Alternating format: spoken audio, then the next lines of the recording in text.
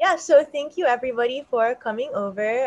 Just wanted to give a quick shout out before we start to Russell and Austin. Thank you guys for being here. Russell for obviously organizing everything, and Austin for presenting today. We're so excited for the fifth episode of our Sharpest Minds Mentee Mentor webinars. So today we have Austin who will be presenting about his AI project and talking about decision making and how he wrote a process to help it beat human users in a seemingly random game over 60% of the time. So as a quick background, so Austin is an engineer by education, a data scientist by training, a teacher by experience, a learner by passion, and a teammate by disposition.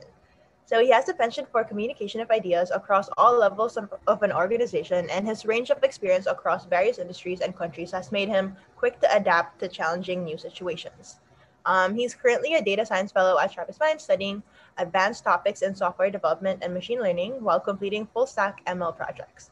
Most recently, a game AI that has beaten human players in rock, paper, scissors, which he'll be presenting today, over 60% of the time. So welcome everybody. And today, basically Austin will be presenting his deck.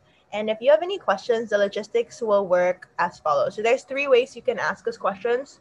You can use the raise hand function. You should be able to see like a button below that says raise your hand. So if you raise your hand, we will just like unmute you and you can ask your question. Or if you have questions while Austin is presenting, feel free to use the Q&A button as well or the chat function. So Austin will present, then we'll open it up to questions in the last 20 minutes. And with that, welcome everybody and take it away, Austin. Thank you. Awesome. Thank you so much, Amber. Yeah, so I mean, as I'm going here, I would love to talk about any parts of it, any questions that you have. I can answer during the presentation, I can answer afterwards. We'll just figure it out. Maybe I'll try to stop some points and see if there's any questions. Yeah, but so this is my rock, paper, scissors project. I've worked on this for the past few months, kind of just tweaking it, building it around. And yeah, I'll go ahead and get into it. So Amber already said a little bit, but basically about me, I studied mechanical engineering. So this transition has been kind of from the more physics, math side of things to the more coding side where I can build kind of projects like this, which is really exciting for me. I spent a couple of years living overseas in Asia and Central America, in Taiwan specifically, teaching English for over a year, and then volunteering at various places. I was teaching science in an inner city high school in New Orleans when COVID hit. That was an AmeriCorps program. And then since then, I've been kind of self-teaching data science. I'm living in Boulder, Colorado now. And I'm a mentee to Kevin Choi, who is a great mentor. If he's out there, hopefully he can see this. Yeah, so I'll go ahead and get into it. So the problem statement that I initially had, as I was thinking about this, I just continuously, like iteratively thought of, okay, what project can I build? What ways can I improve it? And this project ended up presenting a really cool opportunity in my mind because, well, firstly, it's mostly a game of chance. That's why people use it. Like if you're having some dispute with your roommates and you want to figure out who gets to use the TV at some night, I don't know, you're going to play rock, paper, scissors because you can't really get an edge in it. It's a pretty unbiased game. Yeah, it's generally not one you think that you can get much of an edge at. My theory was, though, that we're not really capable of acting completely randomly, especially over a prolonged game. So if the game goes into like the first to 10 points, all of a sudden you're going to start to see the patterns that come out in people's play styles. My theory was that the AI would be able to pick that up and be able to beat people more often than lose to them, hopefully. So one of my criteria there was that I didn't want to use randomness at all. That seemed to me like just a more fair shot for a person playing against it. If I was able to tell someone that, no, there's no random numbers in this at all, that kind of proved that they're playing against something that's doing a calculation every time. And if they can understand it, maybe they can beat it. So that was kind of my build criteria, the problem that I wanted to solve. I figured if I could win over 55% of the time, that I would consider that a success. If you take that to a casino, you could still make money. So go ahead and get into, oh yeah. So some terms I'm going to be using here, the player, I'm just going to call the person who's playing against the computer, the person who's using the app is the player. I'm going to use computer and AI kind of interchangeably. The app refers to it as just computer, same thing as AI. The choice, so I'm going to call it a choice that you make, will be the rock, paper, or scissors. So if I talk about the player choice or the computer choice, it's which decision it made between rock, paper, or scissors. The round, so basically the game is played by having a bunch of rounds put together into a larger game. So the round is just one iteration where a person plays something, the computer plays something, and a winner is determined. Those each go in towards the greater game score, where the game is won once somebody reaches the score that was defined at the start of the game. So at the first iteration of the AI, I built out just kind of the AI in a Jupyter notebook. I coded the logic in just to see what it would look like. So I hard coded some logic for the computer to make choices by kind of these individual models. So for instance, and this is one that has actually performed really well. So if you are ever playing somebody rock, paper, scissors, you might want to use this one. So making the choice that would lose to the player's last choice is like one of the model choices that I coded into it. So if a person played scissors last time, it was going to play paper because paper would lose to scissors. So that model works in the case where the person does not repeat their choice. So if they don't play scissors again, they choose rock or paper, then you can either tie or win. So if you're ever playing someone and you don't think they're going to repeat their choice, that's a good one to go with, just on a very simple level. So then at that point, I hard coded these situations to use each of the models in. So that was just one of them. I coded maybe 4 of them at the start. So then the situations that you would use each model in, I just told it like, okay, if a person has shown that they're not going to, for example, in that model, repeat their choice very often. So maybe check the previous 5 rounds. If they haven't repeated choices more than 1 or 2 times, then go ahead and use that model. So in that way, I hard coded everything that the computer was doing. A weakness to that was that it was easy to lead the AI into believing that you were going to do something. So for instance, in that, maybe not that case, another model was to basically beat a player if they just played rock, rock, rock, rock. So you could make the computer think that you were doing that by playing rock 2 or 3 times and then switching to scissors once the computer played paper to beat your rock. Basically, I don't know if that's easy to understand, but it was easy to lead the computer into making a guess that you could predict and then being able to beat that guess and beat the computer, essentially. In an example, it was predictable. So basically, at that point, I realized that it wasn't a perfect AI, but I had a lot of potential to build a more intelligent system if I made more sophisticated models and found out ways to choose between them in a better way. So building out the app, I went ahead and turned into a full project by building out a Python Flask app. I built a graphical user interface with HTML. I used Bootstrap just to code up the ways that the human would interact with it. Added cloud database functionality so that I could not just have the games be played and then lose them. I could actually store the information about what had happened in each game, store the record, and be able to review that and use that to train more sophisticated models, as well as evaluate how my current setup was doing.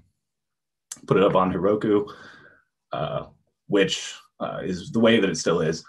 And it only supports 1 player at a time. So that is a downfall of it. I've sent it out to friends and family to test out. And then if they get on the same time, they'll be playing against the same game or they'll reset each other's game. So that is a weakness where it's at right now. And then basically from there, I was able to get into the more sophisticated details of building out better models, building out an ensembling system that actually kind of, well, I'll get into it later, how it ensembles the models. I'll show you real quick what it looks like. So this is the link you can access it at. It's kind of built for mobile, but it works on desktop as well.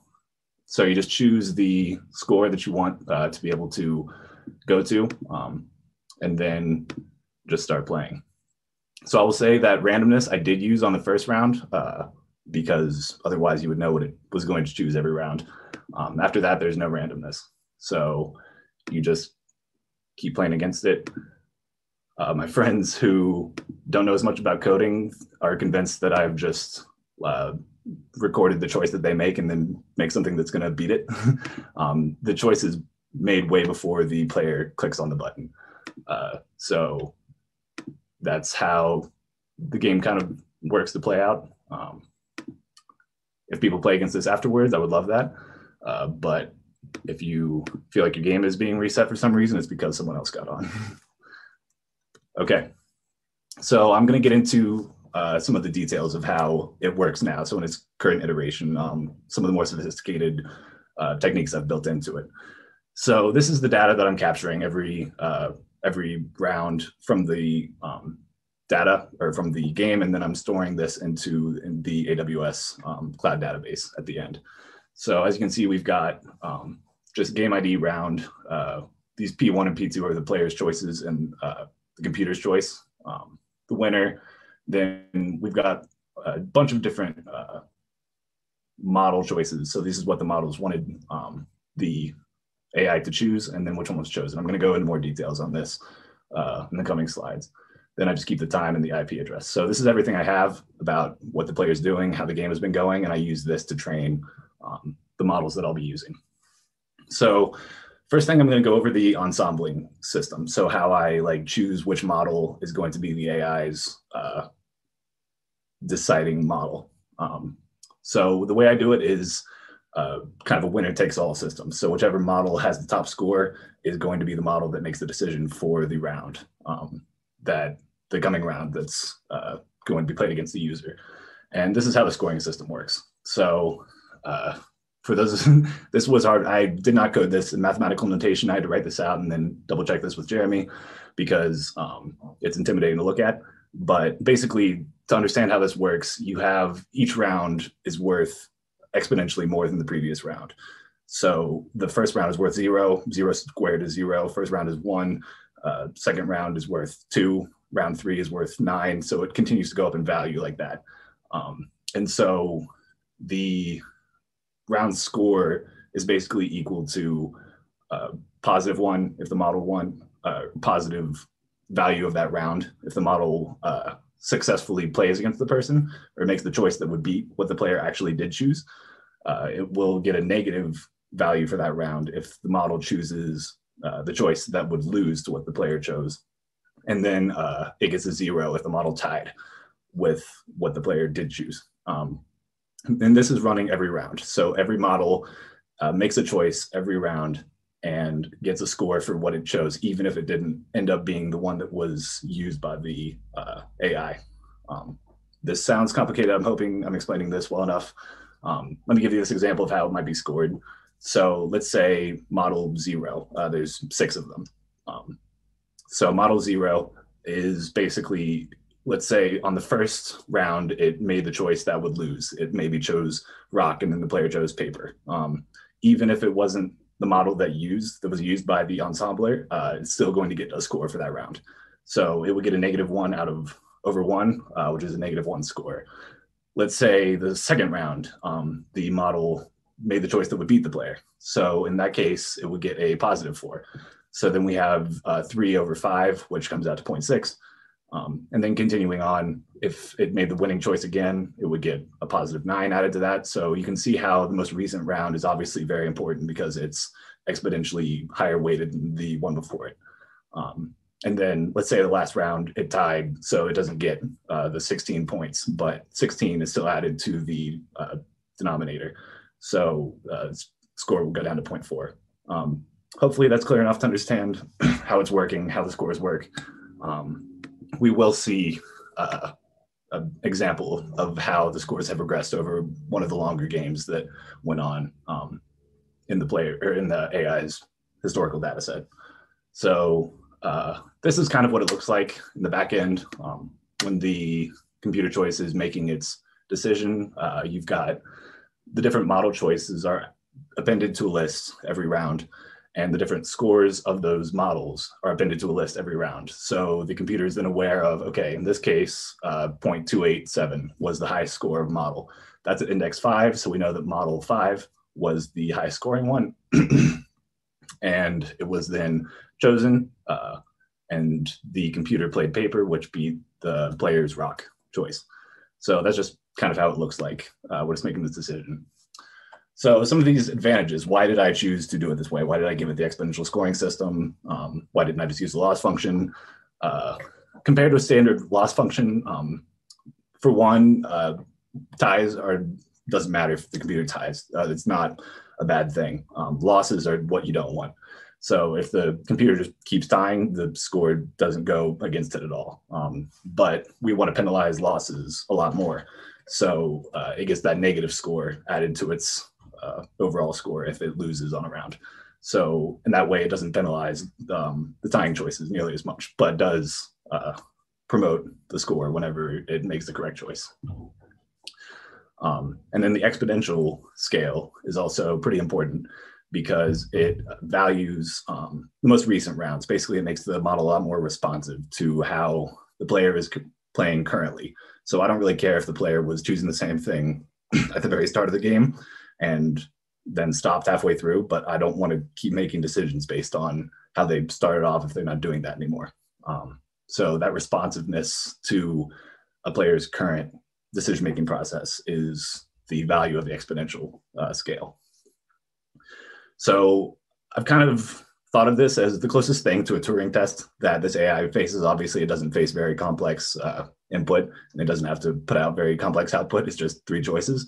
But I found that players would oftentimes want to test it out. So they would start giving rock to see if they could beat it the same way a kid might put C for every answer on a multiple choice test and see how it turned out. So the fact that the AI is able to pick up on that, notice that that's happening, start playing the model to beat that, kind of convinces people that it is able to notice the things that a normal person would also notice playing against someone in rock, paper, scissors.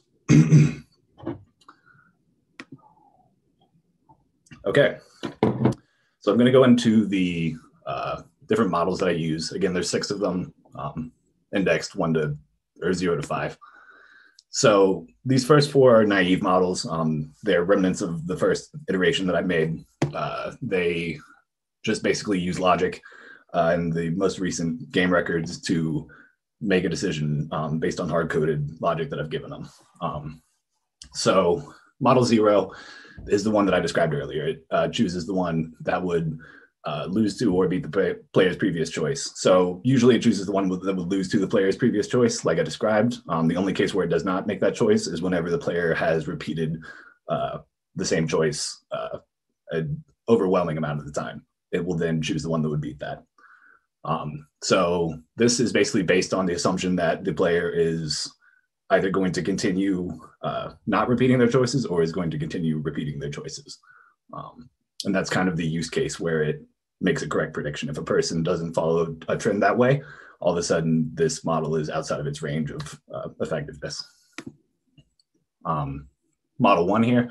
So in this one, I thought of player choices as vectors from their previous choice. So if a player plays rock and then paper, that could be a vector of 1 because they moved from rock to paper. And then paper to scissors would be a vector of 1. Scissors back to rock would be a vector of 1. Versus if you did paper down to rock, then that could be a -1. So basically it's just about which direction they're moving from the previous choice and being 0 if they repeat the choice. So model 1 just looks at what pattern, what's the average of what they've been doing, and then assuming that they're going to do that again. So it's based on that assumption. Model 2 is basically just it's built to beat the player's most frequent recent choice. So it's going to basically look at what is the thing that they've played the most frequently in the past 5 rounds and assume that they're going to play that again. Obviously, these models have very specific use cases. They're not going to be generally applicable, but if a player does give a test where they start playing rock, and see if it can pick up on it, this model will do very well. And it will then rise to the top of the ensembling system because the player is activated and they're acting in this manner that this model assumes. Model 3 will basically choose the choice that would beat the player's least frequent recent choice. So it's kind of the opposite idea of the previous one, that assumption is that the player is going to think, okay, what have I not played in a while? And then play that. If they do that, then this model will be in its realm and it will make the correct decision. So yeah, again, basically, these are only work within specific use cases. They don't work all the time. So the ensembler is therefore pretty important, because once a model wins a couple times, especially with the exponential weighting, that makes this model score a lot better. So if one of these picks up on some kind of simple behavior that a person is exhibiting, then all of a sudden they will rise to the top and they'll make the choice to beat that simple behavior. The next two are ML models. These are scikit-learn trained models.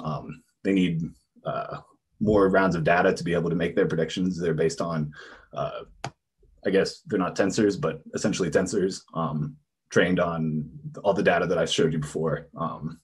That kind of gives them the ability to pick up on more complex patterns that the person might be playing in, or ways that the player responds.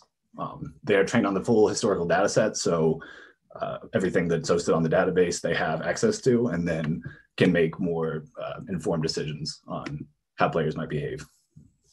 So Model 4 uses a pickled tensor. It's actually not TensorFlow anymore. I had to implement scikit-learn because of dependency issues.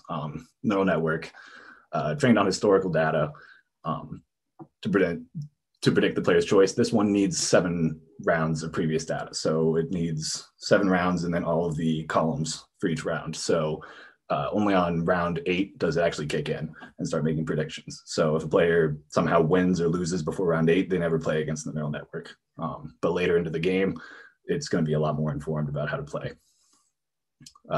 And then Model 5 is a decision tree model, also trained on historical data to predict the player's choice. So initially, Model 4 was a decision tree that was trained just on local game data. I implemented that before I had the cloud database, and it was not performing well. So I went and replaced it with a neural network.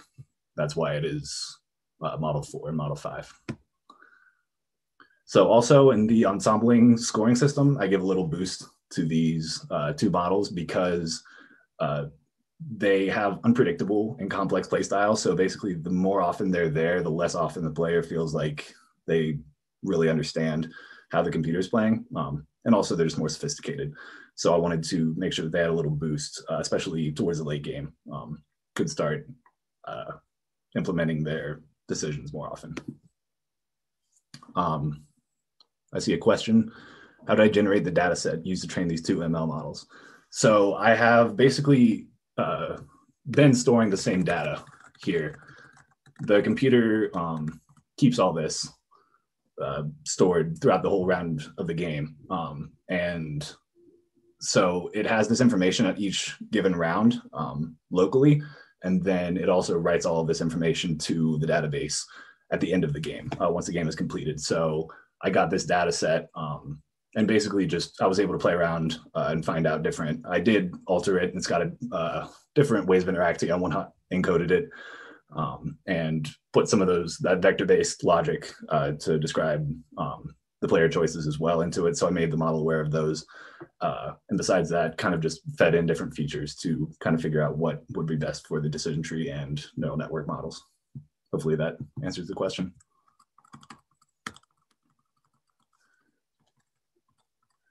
Okay, so this is a pretty cool graph. I hadn't actually made this until I was starting to prepare for this presentation. And once I made it, I just kept looking at it because it's super interesting to me. So this is basically the scores of each model throughout a long game. This game had 35 rounds, and the scores of the models can kind of show you how the computer ends up making the choices that it does. So you can see at the first round, it's always going to choose model 0. It's the only one that it really has the choice to choose on the first one, because that's the one that implements, if it's first round, then make a random choice. After that, you can see that different models end up rising to the top, getting good scores, and then dropping down. Like, for instance, it's really interesting to me how, I think this is model 2 here in green, starts off and goes really high, becomes the choice, and then it just somehow makes just the wrong choice consistently for the next 10 rounds. And ends up at almost a -1, which is hard to earn. So it's pretty interesting to see kind of how this ends up going. As you can see later on into the game, especially given the 0.5 percentage or score percentage increase, 15% increase.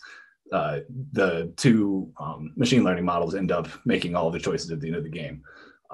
That being said, the 15% makes about, if you look at the scale over here, 25% is between these lines. So they would have also been the top models, especially towards the end of the game, even without that boost given to them. But yeah, I think this kind of helps visualize just how the ensembler ends up choosing which model works, and how they can kind of fluctuate through different stages of effectiveness. So I'm going to get into some statistics on how it's doing, some analysis. So the record right now, as it stands, is 34 wins and 21 losses, which comes out to a win percentage of 61.8, which I'm really happy with. It definitely outperformed what I thought it would be able to do. Yeah, I mean, it has won a good amount of the games that it has played against. So trying to figure out why that's the case. So these graphs can be a little confusing. Basically, we're going to look at how the models performed against what the player chose on all rounds. So that's what this first one is. So what did the model choose? What did the player end up choosing? Compare those. So it's looking at all the rounds, even if the model wasn't chosen by the ensembler. So it might not have mattered that it made the wrong choice, but it did make the wrong choice. So this is a graph of how it looks. As you can see, these first four models are the naive models, and they don't have any given edge that can be seen on all rounds because, again, they're kind of specific use cases. They're only good at predicting whenever a player is acting in their certain assumed way. The last two obviously are doing a little bit better, so that's good. That means that the neural network and the decision tree are capable of understanding what a person is going to do more often than misunderstanding. And then this graph shows not all cases, but only whenever that model is chosen by the ensembler to make the choice. So whenever that model has the top score and is used as the predictor for the AI, that's whenever it makes it onto this graph. Is that clear? Can someone type a question if that's not clear? So again, this top one is basically they're chosen on all rounds, regardless of whether the ensembler chose it. The second one is only whenever it actually made the decision for the AI, whenever the ensembler thought it was the best model and then chose to use its output as the output of the whole AI. So what you can see in this graph is all just rounds that were actually played out and either won, lost, or tied. So comparing the difference between these two is pretty helpful because you can see how the ensembler is doing. Is it using the model at a time where it's going to be ineffective and it's going to lose, or is it using the model at a good time where it's within its use case and is able to win? So as you go ahead and look at these, you can see, especially on models 0, 1, and 2, the models are doing a lot better. I think when I'm looking at these, you see the green is wins, the red is losses, yellow is ties. I'm only really looking at the wins and losses because, again, ties, it just moves the game on another round. It doesn't really have a strong effect either way. So comparing the ratio of these green bars to the red bars, you start to see that they're doing a lot better. These three were losing more than winning on all their choices. But when the ensembler uses them in the correct use case, they become a lot more effective. And especially model 2 is way outdoing. Its win to loss ratio is way better than before. The only ones to lose out are model 5 seems to do a little worse in win to loss ratio. Yeah, it's not too significant, but model 3 does a whole lot worse in win to loss ratio. So if I were to continue optimizing this, I would want to figure out, okay, why is model 3 always losing once it's being chosen by the ensembler? Why is it getting a good score and then losing once it has been chosen? It'd be worth checking out what's going on there. Okay, so a couple takeaways I have from doing this project. It has exceeded my expectations. Again, I didn't think I would be able to get a 61.8% win ratio. So my thinking here is that there's two reasons why it works. There's two things it needs to do. It needs to be able to avoid predictability by the player who's playing against it. So if the player knows what it's going to choose, obviously the player can beat it. And then the second thing is to, let me see, where did I write that? So I guess basically to be able to predict what the player does also. So being unpredictable and being able to predict what the player does. So it through its scoring system, through its naive models, and then as well as its machine learning models, it's able to more often than not predict what a player is going to use as their play, or at least make a choice that will tie against the player. These are pretty obvious, but I kind of see those as the two different areas that are important to have within the AI to be able to win.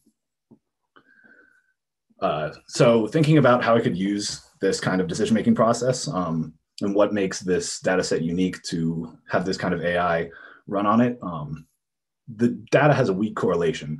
So what I mean by that is that just because a player chooses rock twice doesn't mean that they're going to do anything next. You can't predict what they're going to do next to a certain extent. Like, it's mostly very weak correlations between what a player is going to do and what they're not going to do. There's nothing forcing anyone to choose scissors next. Like, they could just as easily pick paper, most likely.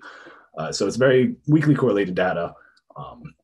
It's better modeled by a bunch of different models with separate failure modes. So if I'm going to do the one that I've talked about, where you choose the one that the model is going to lose to, or choose the one that the player's previous choice would beat, then that stops working whenever the player repeats their choices.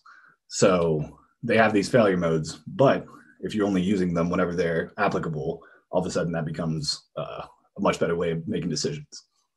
And then finally, most recent trends. I think that's a big part of the way that this current model works, is that it prioritizes thinking about how the most recent trends of the game are going. So the specific exponential scale of the scoring system prioritizes recent decisions, as well as the decision tree, the neural network. All of the different models are looking at just a previous set number of rounds, not at the whole game data, because the most recent way that a player is playing is really the only important thing to think about here. Let me get through my next step ideas, and then we can do any amount of questions. So some ideas to improve the AI here.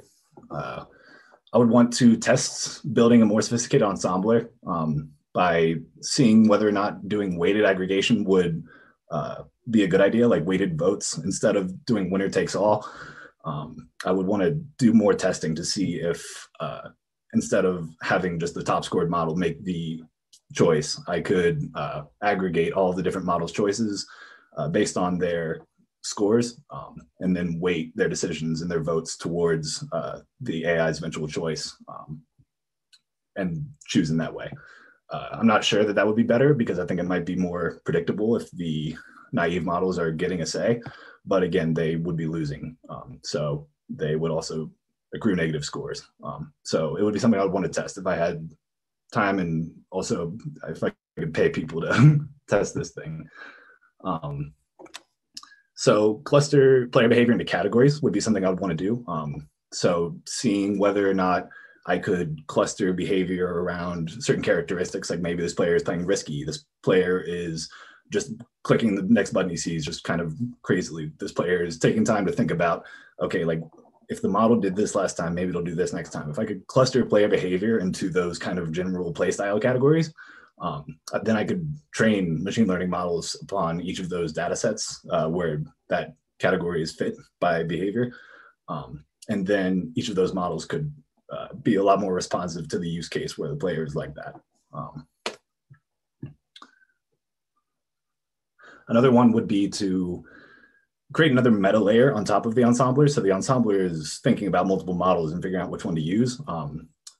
Ideally would be having some kind of decision-making process that didn't just think about all the different models on one round, but thought about how to play multiple rounds out to try to get an edge. Maybe mislead a person by playing rock twice, and then if the person thinks that you're going to play rock again, play whatever you need to beat play scissors to beat their paper. So in that way, kind of taking on a multi-round strategy. This, I think, would be interesting application of reinforcement learning, but again, getting the data on this and actually having people play against it would be the hard part to actually get done here, because you can only have people play against it for fun so many times before you need some paid testers. In that vein, could host competitions to build a larger data set for training and validation, just seeing how well, get people to compete for a certain prize if they beat the AI more often than their peers. And then finally, my thought on a use case kind of outside of just improving the AI would be to turn this into more of a platform that data scientists themselves could utilize, write their own AI code, be given the record as it is by the game, and then try to code out their own AI decision-making process. It'd be great if I could code out some kind of platform where they were able to do that and then compete against their peers' AI to try to bring down their peers' score by figuring out how they work, beating their peers' AI, and then also themselves advancing on some kind of scoreboard. These are just ideas, ways to kind of either for data scientists or students to kind of practice AI. And with that, I think that is everything I have. I would love if people played against the model. Again, if someone else joins up, don't be surprised if it resets on you. Well, thank you so much, Austin. I definitely learned a lot, and I think that's super cool. So I guess now we're gonna open it up to questions. I actually see a couple coming in already. There's a ton of interest about your topic. I feel like, I don't know, I'm a big fan. So, so our first question is actually from Jeremy. So, when the ensembler makes a decision and the decision results in a win, is the score improved just for the model that the ensembler chose as the one to listen to? Or is the score improved for all models that made that winning choice? Okay, great question. Yeah, that's super important to clarify. So yeah, it helps all the models that made that choice. So regardless of whether the ensembler chose them or not, they all get a bump in their score. So you can see, like, if you look at any given round here, maybe if we look later on, like round 20 here, so you can see that green here has gone up. So we can kind of infer whether or not they made a winning choice, losing choice, or a tying choice just by how sharply their curve moves here. Hopefully that answers the question. Thank you. So we have another question. So it's actually a two-part question. So the first part is as follows. So in general, do you have any suggestions or tips when it comes to making AI projects like this one? And the second part is, how has the project helped you on your job search process? Awesome. Yeah. I mean, to be honest with you, I think choosing like to do an AI project is just really fun. Like this was awesome for me. Like I started off doing this, just wondering like, okay, I wonder if I can make a Jupyter notebook that can beat me in rock, paper, scissors like today. And then it ended up just continuing to flesh itself out. So I think just choosing some kind of AI that intrigues you, like that is a challenge to you that you can interact with, for one. I think for me, like playing against it has been a huge part of it, just because I can get a real feel for how it works, its character, ways to beat it, ways it beats me. So something that you want to spend a lot of time interacting with, which yeah, has been a great part of it for me. And with job searching process, it's been very helpful for that. I think a lot of this is stuff that, like, to be honest with you, when I started this, I didn't know the term ensemble. I didn't know what that was. I just knew that like there would be different cases where I could apply different models to work. So as I went on, I think it was really helpful to discover a lot of these things, not by reading about it, but by doing it and then realizing that it was a thing.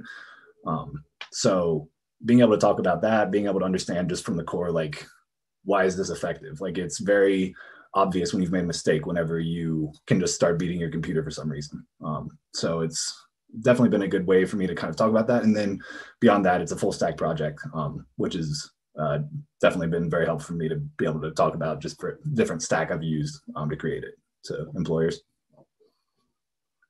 Thank you. So that's super helpful. We actually have a hand up. So we are going to unmute Jim. Awesome. And I think I need Russell's help because I do not have the power to unmute right now. Can you hear me? Yep. Okay, cool. So is after the first round, which is random, is the rest of the moves deterministic? Like if 10 people all do rock, rock, paper, scissors, scissors, rock, from 10 IP addresses, are we going to get the same responses from the computer? Yes, to a certain extent. So right now 10 people can't play at the same time, unfortunately. Also, if the machine learning models are retrained based on the data collected from the previous person playing, then they would make different decisions. Other than that, yes, it is deterministic. So could potentially someone just memorize a sequence that works and say, okay, whenever I do rock, paper, I always, the first one's random. I always win the second round and then lose the third round. So I'll just adjust the third round, refresh or log into a different computer with a different IP address, then do rock, paper, win the first three, then they lose the four, go back and reset, and just kind of memorize a sequence that they know exactly when the model's going to switch to another model that'll make a different move, and just kind of memorize. Yeah. Here's 10 moves in a row that always work. Is that a possible way to game the system? So that's a great question. And yeah, I've been trying to think of ways to game the system like quite a bit. So for one, you need to have the computer make the first choice that you're anticipating. So you're going to have your set moves that you're going to use. You would need the computer to make if you're expecting it to make papers, I guess you can just refresh until it hits paper. But again, at the end of the round, if you complete the game, then it will store the data, and then the machine learning models will be retrained, and then they won't be the same as they were before. So that will change it. That being said, they only do store the data at the end of the round. So if you guys want to game my system, you probably could do that in its current iteration by doing that method. Cool, thank you. Yeah.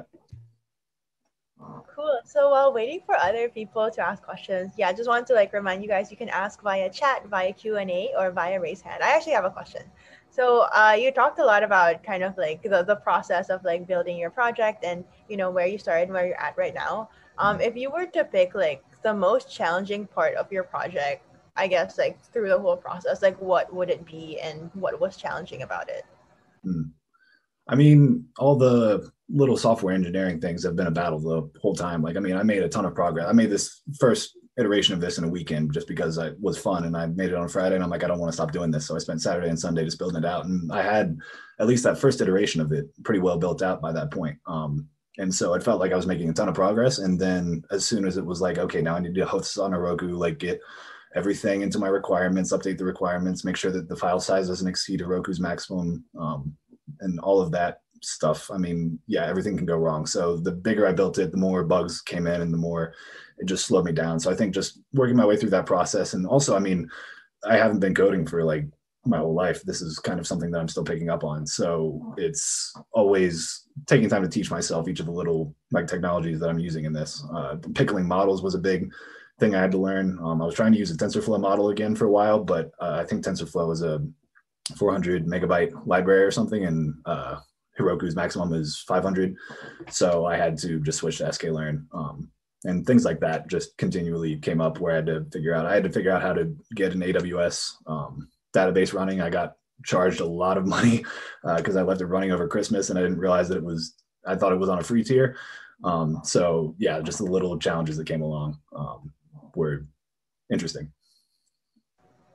Yeah, in relation to that, could you talk a bit about your tech stack? I know you talked earlier about how you kind of used Heroku and Flask. What were some of the decisions or some of the factors that came into play when making those decisions? And were there other alternatives that you kind of wish you explored or want to explore in the future? Yeah, I mean, so I would say using Flask is kind of one of the big decisions. And that was easy because I didn't know that many front end capable languages at that point. So yeah, being able to kind of work within that framework and just be able to get the app up. This has been an MVP from the start. I'm just trying to get it to be functional at every point, and then iteratively upgrading it. So, I mean, yeah, it's definitely been a process of kind of just figuring out, okay, do I need to upgrade this or can I keep it where it is right now? So obviously the cloud database was a big one. I think building that in was one of the big challenges for sure. I had to figure out how to get it to actually write when I wasn't there, to be web hosted itself, and then to write to another web host, credentialing and accessing the endpoint and all of that was definitely, I don't know, just it was all a great learning process. I learned quite a bit from just having to do all of it.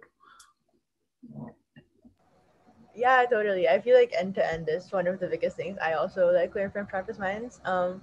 And I guess so I I think we do have like kind of like a diverse set of attendees here. So for those who are just starting their, their mentorship, do you have any tips or advice for, how to pick a project? I know you said earlier that you kind of your MVP you built in a weekend and just like didn't want to stop working on it. So obviously it's like a cool topic that you're like passionate about, care about. So how did you like decide to work on this, and do you have tips for like mentees when they're deciding what to work on?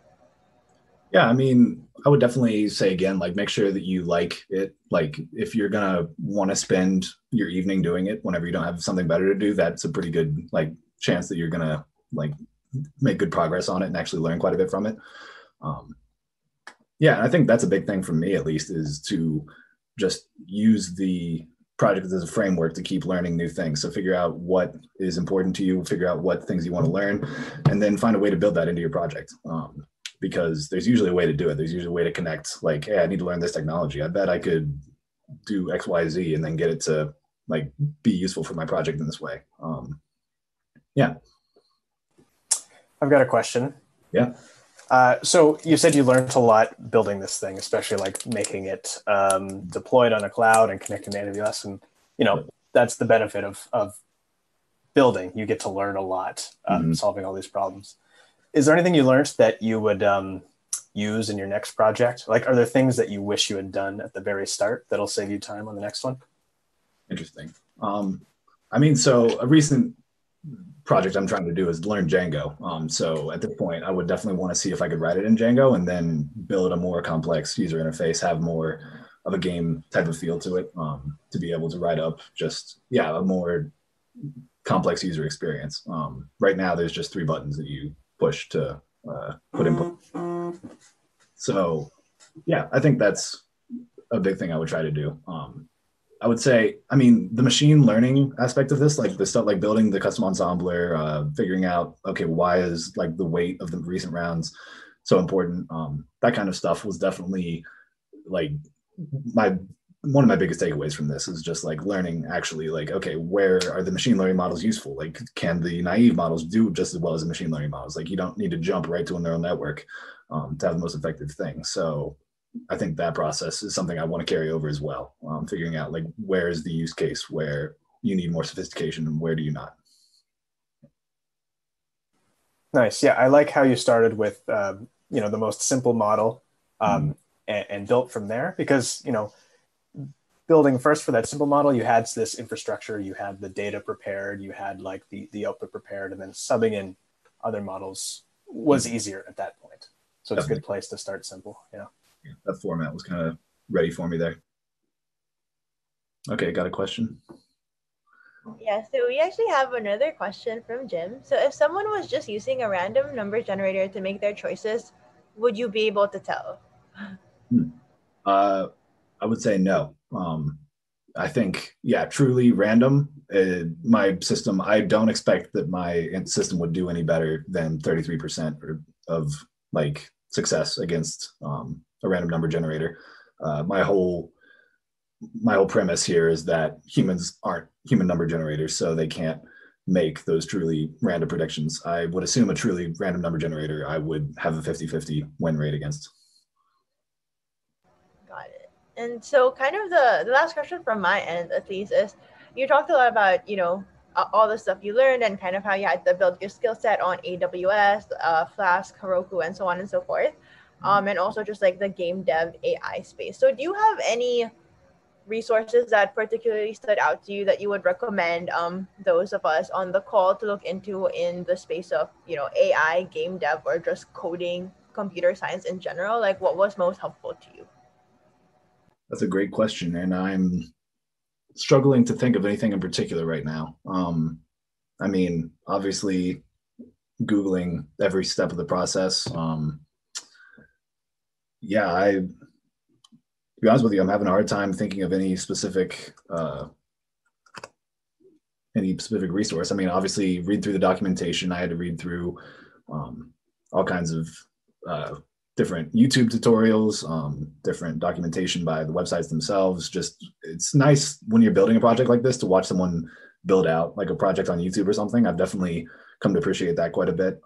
Or walking through in a blog post, just step by step, kind of then you see how someone else has done it. You learn their techniques, and then you can kind of see, okay, well, where do I use this in my own? So I would say those kind of things are pretty useful for me when I'm building projects like this. Awesome, thank you. Well, Yeah. I'll kind of give it a few seconds just to make sure nobody has any questions. But if people do have follow-up questions, how can people reach you? How can we all reach you after the event?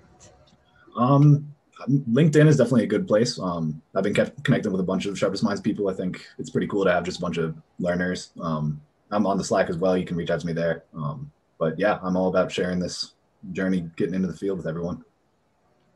Well, awesome. Well, thank you so much, everybody. If nobody else has other questions, just wanted to give a huge shout out again to Austin. I'm a really big fan of your project. I think this is super cool. I've learned a lot. I'll definitely try and hopefully build something similar in the future. It's really cool. And thank you, Russell, for having us and organizing the event. So this has been fun. And again, if you guys want to share your project or share any thoughts or ideas in the next Sharpest Minds webinar, let me know. Hit me up on Slack and we will arrange a time for you to share.